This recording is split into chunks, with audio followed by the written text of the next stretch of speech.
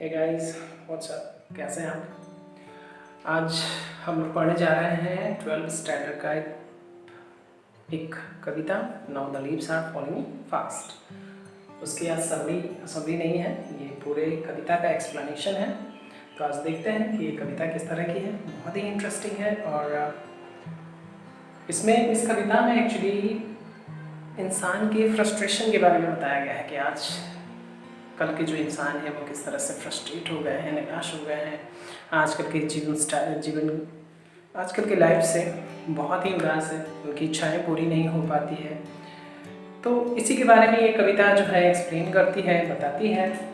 और आज की जो स्थिति है, जिस तरह से आज हम लोग कोरोना काल में जी रहे हैं, तो ये कविता कहीं ना कहीं पूरी तरह से इस स्थिति पे लागू होती है, क्योंकि आज का जो सिचुएशन है वो भी वैसा ही है।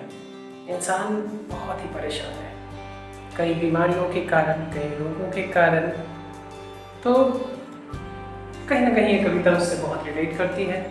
देखते हैं, लिखा है कि now the leaves are falling fast, nurses flower will not last, nurses to the graves are gone and trams go rolling on, now the leaves are falling fast। पत्ते तेज गति से गिर रहे हैं। यहाँ पे पत्तों की तुलना इंसानों से की गई है। कभी कहते हैं कि जिस तरह से कई बीमारियों के कारण आज इंसान जो है वो धीरे धीरे मौत की ओर बढ़ता चला जा रहा है, मृत्यु की ओर बढ़ता जा रहा है, उसी तरह से पेड़ से उस तरह से बढ़ता जा रहा है जिस तरह से पेड़ से निरंतर पत्ते गिरते जा रहे हैं। ठीक है। Nurses flower will not last. Nurses flower का मतलब होता है कि वैसे पौधे जो दूसरे पेड़ों के संरक्षण में फूलते फलते हैं, उनके नीचे फूलते फलते हैं या उनका सहारा लेकर फूलते फलते हैं, उनको हम नर्सेस फ्लावर कहते हैं। तो ये जो नर्सेस फ्लावर है वो भी कहीं ना कहीं खत्म होते जा रहे हैं, क्योंकि पेड़ से जब पत्ते गिर जाते हैं तो वो पेड़ जो है पत्ती विहीन हो जाता है, तो वो अपने नीचे वाले पेड़ों को भी संरक्षण प्रदान नहीं कर पाता है। तो nurses flower will not last, यानी कि जो लोग हैं वो किसी न किसी तरह से मौत की ओर धीरे धीरे बढ़ते चले जा रहे हैं। कोई इस मौत की धारा को रोकने वाला कोई आदमी नहीं है। Nurses to the graves are gone. Nurses का मतलब जो सेविकाएं होती है, जो हॉस्पिटल्स में होती हैं, उनको कहा जाता है। तो nurses to the graves are gone, ये जो नर्सेज हैं, जो सेविकाएं हैं, जो हमें संरक्षण प्रदान करने वाले लोग हैं, ये भी कहीं ना कहीं कब्र में समा चुके हैं, मर चुके हैं। तो हमें बचाने वाला कौन है? आज की स्थिति वैसे ही है। लोग कोरोना के कारण बहुत तेज गति से लोग मर रहे हैं, लोग बहुत निराश हैं, परेशान हैं, फ्रस्ट्रेट हो चुके हैं। कई डॉक्टर्स भी अपनी जान गंवा चुके हैं। तो यहाँ पे भी वही है कि nurses to the graves are gone, जो सेविकाएं हैं, जो हमें संरक्षण देने वाले लोग हैं, वो भी कब्र में जा चुके हैं। And the prams go rolling on. Prams का मतलब होता है जो बच्चों की जो गाड़ी होती है ना, जिसमें बच्चों को बिठा के लोग ट्रैवल करने के लिए, घुमाने के लिए ले जाते हैं, उसको हम कहते हैं प्रैम्स।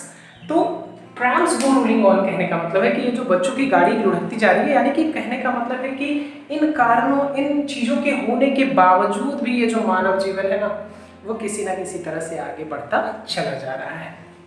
फिर से देखिएगा दोस्तों, now the leaves are falling fast, पत्ते अब तेज गति से गिर रहे हैं, यानी कि इंसान जो है बहुत तेज गति से मौत की ओर बढ़ता जा रहा है। इस मौत की बहती धारा पर कोई इंसान ऐसा नहीं है जो हमें इस मौत के मुंह से बचा सके। ठीक है।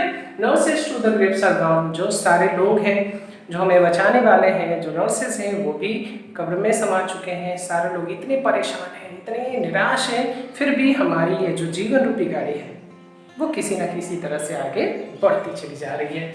आगे देखते हैं। Whispering neighbours left and right pluck us from the real delight.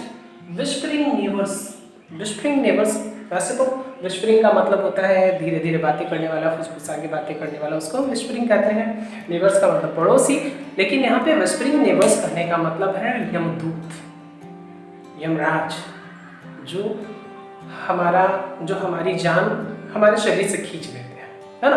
तो उनको विस्परिंग नेबर्स कहा गया है। कहा गया कि whispering neighbours left and right, हमारे आजू बाजू में, हमारे आसपास में विस्परिंग नेबर्स हैं, यमदूत बैठे हुए हैं, है ना, जो क्या करते हैं कि pluck us from the real delight, हमसे हमारी वास्तविक खुशियां, छीन लेते हैं, हमें हमारी खुशियों से अलग कर देते हैं, प्लग कर लेते हैं, ठीक है। And the active hands must freeze. एक समय ऐसा आएगा कि जितने भी एक्टिव हैंड्स हैं, हमारे हाथ आज एक्टिव है, काम कर रहे हैं, लेकिन ऐसा होगा कि ये जो काम करने वाले जो हाथ है ना, एक दिन फ्रीज हो जाएंगे, जम जाएंगे। वैसे भी जब इंसान मरता है तो उसका सारा शरीर क्या होता है, फ्रीज हो जाता है, जम जाता है। तो एक दिन ऐसा आएगा कि सारे इंसान मर जाएंगे, एक्टिव हैंड्स फ्रीज हो जाएंगे, सब जम जाएंगे, लोनली ऑन सेपरेट थिंग्स, और क्या होंगे, लोग अपने आप में अकेला बन के रह जाएंगे। स्थिति आज भी वैसी है ना। लोग क्या कर रहे हैं, सोशल डिस्टेंसिंग का पालन कर रहे हैं, तो अपने आप में लोग अकेले हो गए हैं कहीं ना कहीं। तो ये कविता आज की सिचुएशन से कहीं ना कहीं पूरी तरह से मैच करती है, right.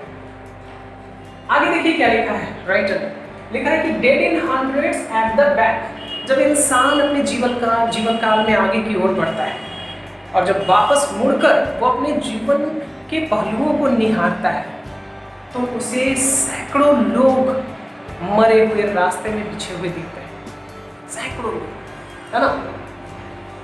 Follow dead in our track, और वो जो लोग हैं मरे हुए, वो लकड़ी के ताबूतों में पड़े हुए हैं, ठीक है। आर्म्स रेज स्ट्रिक्टली टू रिप्रूव, और उनके जो हाथ है ना, वो अकड़ के कहीं ना कहीं उस कब्र से बाहर निकल गया है, इस कैफीन से। वो जो ताबूत है ना, ताबूत से उनके हाथ बाहर निकल के अकड़ गए हैं, और ऐसा लग रहा है कि वो क्या कर रहा है, रिप्रूव कर रहा है, हमें डांट रहा है, रिव्यूक कर रहा है ना। क्यों डांट रहा है, क्योंकि लिखा है इन फॉल्स एटीट्यूड ऑफ लव, क्योंकि ऐसा लग रहा है कि वो हमारे ऊपर व्यंग कर रहा हो, कमेंट कर रहा हो कि हम जो ये प्रेम का झूठा दिखावा करते हैं, ये सब गलत है और सब बकवास है, कुछ नहीं रहने वाला है, ठीक है दोस्तों। आगे देखिए क्या लिखा है कि starving through the leafless wood, trolls run scalding through their food। ऐसा लग रहा है कि ये जो पूरा संसार है वो पत्ती विहीन हो गया है, ये पूरा पत्ती विहीन जंगल के समान हो गया है, इंसान है ही नहीं बचे हुए, सारे शैतान हैं, सब शैतान बचे हुए हैं। और ये क्या कर रहे हैं कि अपने भोजन की तलाश में ये शैतान, ये राक्षस इधर उधर घूम रहे हैं, अपने भोजन की तलाश कर रहे हैं। And the Nightingale is dumb, बुलबुल खामोश है। बुलबुल कहने का मतलब है जो सीधे साधे इंसान है, जो अच्छे इंसान है, वो क्या कर रहे हैं कि बुरे लोगों को देख कर भी वो चुपचाप है, वो कुछ नहीं बोल रहे हैं, ठीक है।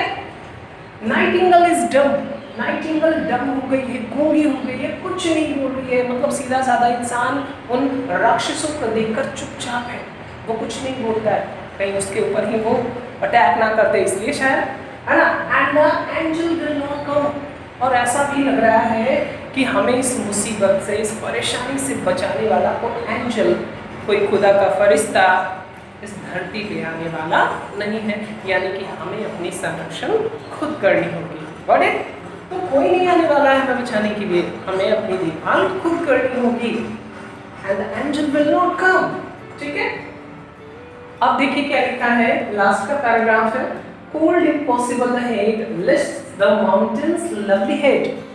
कवि जो है, अभी तक हम लोगों ने फ्रस्ट्रेशन के बारे में पढ़ा, निराशाओं के बारे में पढ़ा कि इंसान निराश हो गया है, परेशान हो गया है, लेकिन अंतिम का जो पैराग्राफ है ना कहीं हमारे आशाओं को जगाता है, हमें आशावादी बनाता है और कहता है कि cold impossible the head lifts the mountains lovely head whose waterfall could bless travelers in their last distress। यानी कि जब हम मौत के अंतिम, इस जीवन के अंतिम पड़ाव पे पहुंचते हैं, जहाँ इंसान मरने को तैयार हो जाता है ना, तो जब जीवन के अंतिम चरण में हम पहुंचते हैं तो हमें क्या लगता है, अच्छा ये जो पहाड़ की ऊंची ऊंची बर्फीली चोटियां हैं ना, ये जो प्राकृतिक चीजें, पेड़ पौधे, ये हमें अच्छे लगने लगते हैं और लगता है कि यही वो चीज है जो हमें इस दुनिया की झंझटों से, परेशानियों से, निराशाओं से बचा सकता है। तो लोग इसका सहारा लेना पसंद करते हैं, इन ऊंचे पहाड़ों का, पहाड़ की चोटियों का, वाटरफॉल्स का, उन पहाड़ों से गिरने वाले झरनों का। उन्हें ऐसा लगता है कि ये जो वाटरफॉल है, ये जो झरने हैं, यही हमें वरदान दे सकते हैं, हमें इस मुसीबत से बचा सकते हैं। Travellers in their last distress, जब यात्री अपनी अंतिम यात्रा में पहुंचता है यानी कि मृत्यु के कगार पर पहुंचता है, ट्रैवलर्स कहा गया है। यहाँ पे हम इंसानों को ट्रैवलर्स बताया गया है क्योंकि इस दुनिया में हम एक ट्रैवलर्स की बात आए हैं, एक यात्री की तरह आए हैं, यात्रा करेंगे और फिर इस दुनिया से हम चले जाएंगे। तो ये जो हम यात्री के रूप में यहाँ पे दिखाया जा रहा है हम लोगों को, travellers in their last distress. तो जब इंसान अपनी अंतिम यात्रा में पहुँचता है ना, तो वो प्रकृति से कहीं ना कहीं जुड़ने की कोशिश करता है क्योंकि उसे ऐसा लगता है कि ये प्रकृति ही वो चीज़ है, ये जो प्राकृतिक चीज़ें हैं वही हमें असली खुशियाँ प्रदान कर सकती है। तो ये है हमारी कविता का सारांश। आई होप कि आपको समझ में आया होगा, अच्छा लगा होगा। अगर लगा है तो प्लीज़ हमारे वीडियो को लाइक करें, सब्सक्राइब करें और बेल आइकन को दबा दें ताकि आपको आगे आने वाले नोटिफिकेशंस मिल सके वीडियोस की। Thank you so much.